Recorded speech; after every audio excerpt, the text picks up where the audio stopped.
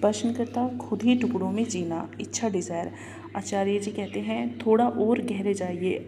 अपने को किसी भी तरह से हीन मानना, छोटा मानना, सीमित मानना, परिभाषा मानना, यही हिंसा है। इस परिभाषा में यह तो शामिल है ही कि आप अपने आप को छोटा मान रहे हो, क्योंकि यदि आपने अपने आप को छोटा माना तो आपने अपनी इर्द गिर्द एक सीमा खींच दी। इस परिभाषा में यह भी शामिल है कि आपने अपने आप को बहुत बड़ा मान रहे हो, क्योंकि आप अपने आप को जितना भी बड़ा मान लें उस बड़प्पन की भी सीमा ज़रूर होगी।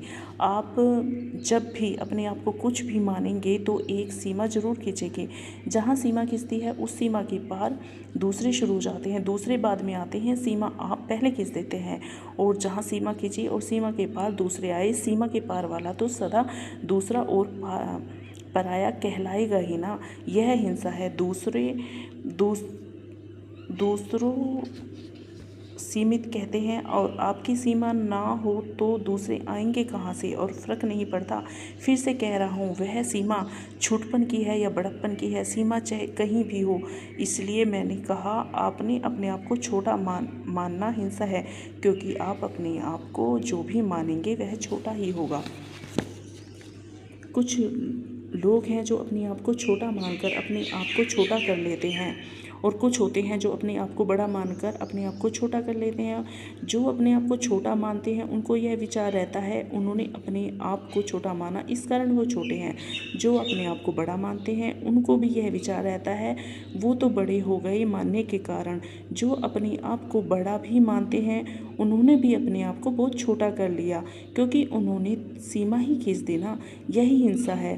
अपने विषय में लघुता की मान्यता रखना। अपने विषय में कोई भी मान्यता लघुता की ही होती है, तो अपने विषय में कोई भी मान्यता रखना हिंसा है। जहाँ आप अपने आप को घिरा हुआ और छोटा मानने लग गए, उसी क्षण आपको आवश्यकता महसूस होगी दुनिया से प्रतिरक्षा की।